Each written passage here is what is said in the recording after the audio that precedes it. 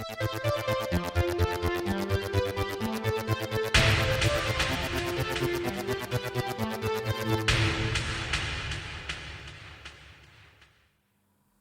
there guys, it's Martyn here, and welcome back to another instalment of the Sunday Catch-Up, this being episode 23.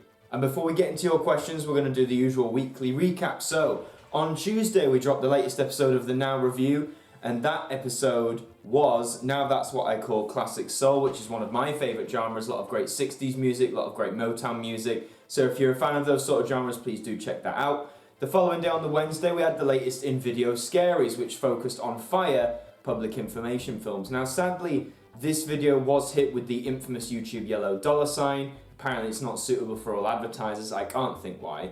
But that means it hasn't been promoted as much to you guys and just in general on YouTube. So if you could give it a watch, if you could please share it around or just try and boost it in some way, I'd really, really appreciate that because I really want to try and boost this series too. And on Friday we had the IDENT review where we took a look at BBC2 anniversary idents, specifically the 30th, 40th and 50th anniversaries. And the reason why I did that was because obviously we now have new BBC2 idents that are on the channel, and we're going to talk a bit more about that in a bit in your questions, but I wanted to do something timely for it and you guys have been very responsive to it, so please keep watching, keep sharing it.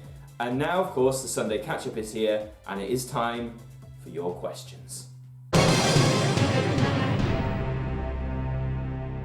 Now for the Q&A, I want to start with, now a lot of you asked essentially the same question. Many of you asked this, which is basically, what are your thoughts on the new BBC2 idents? So what are my thoughts? Well, the basic design, as you can see, is like the curve of the two that is split down the screen, and then you've got usually two polar opposites on either side. Do you know what? It's base, it's very simplistic, but I kind of like it. At first, when I heard it was just going to be this really simple curved design, I thought I was not going to like it as much, but from what I've seen so far, I do quite enjoy it. It's not people awkwardly waving at you or smiling at you like the BBC One idents are.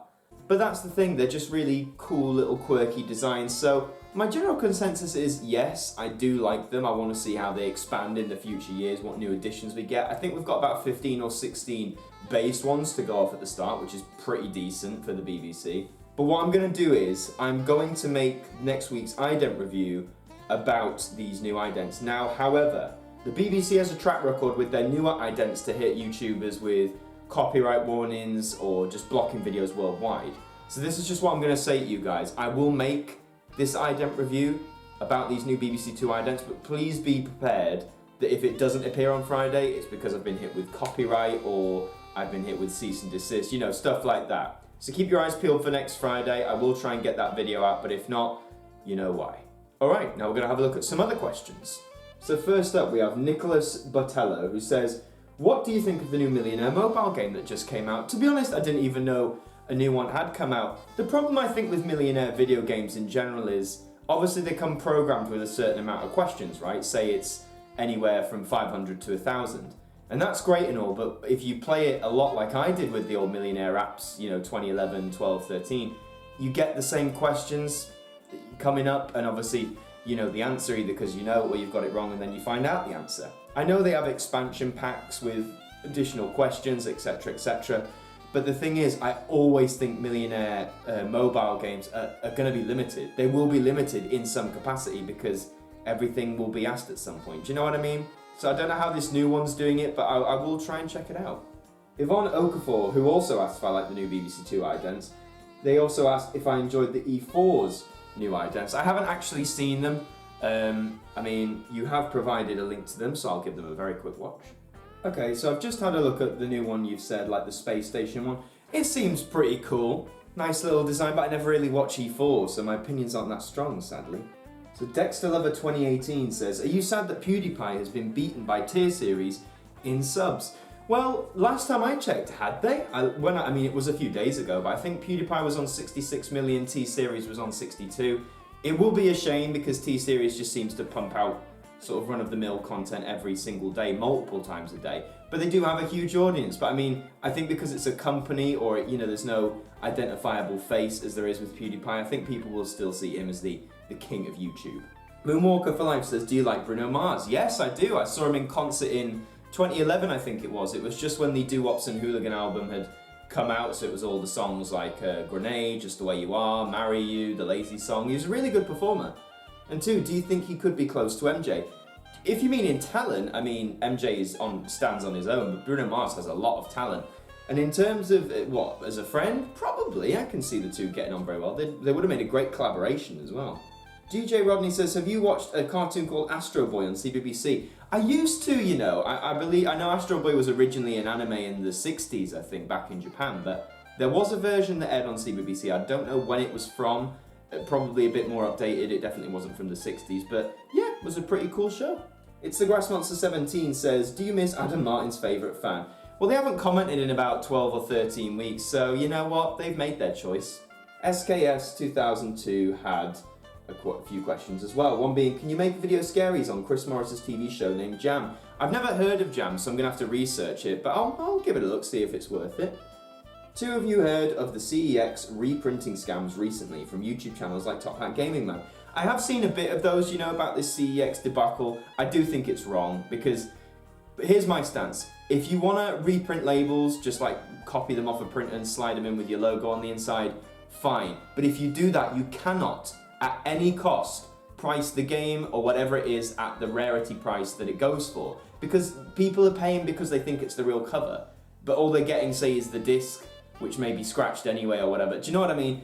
If you want to reprint them, fine, just don't charge as high, or state it on your packaging, something like that. And 3, Bo Selector or Little Britain. Bo Selector! Time Lord Master 108 has a few questions. One being, when I watched Cartoon Network, did you ever remember watching a rather strange but enjoyable film called Millionaire Dogs? No, that doesn't ring a bell, sorry.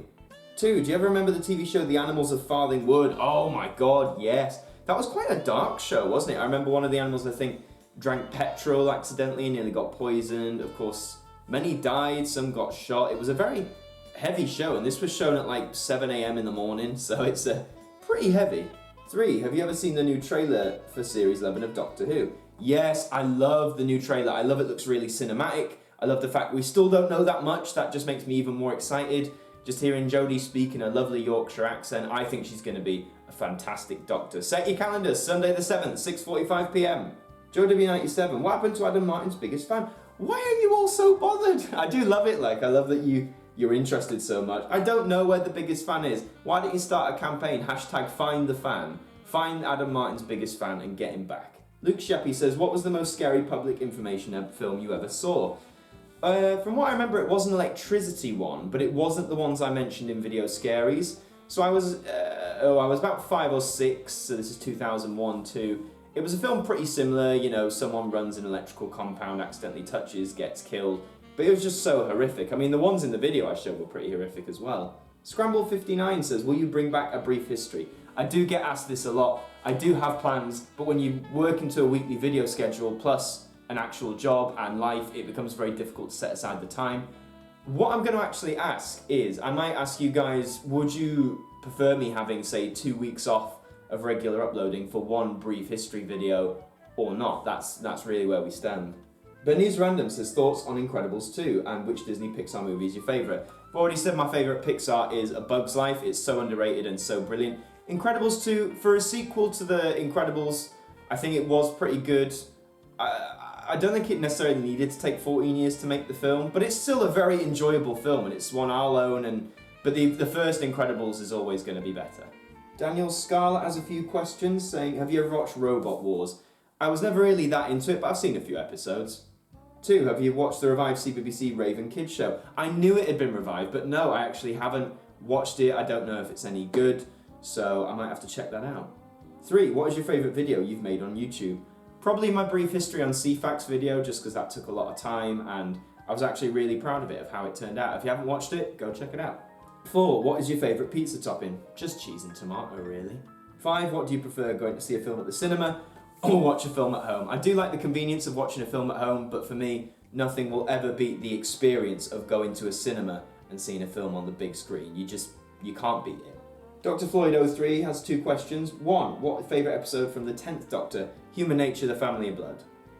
2, have you seen The Thick of It? I have. I've seen all series of The Thick of It. It's a great series with Peter Capaldi amongst others. Really funny. Highly recommend it.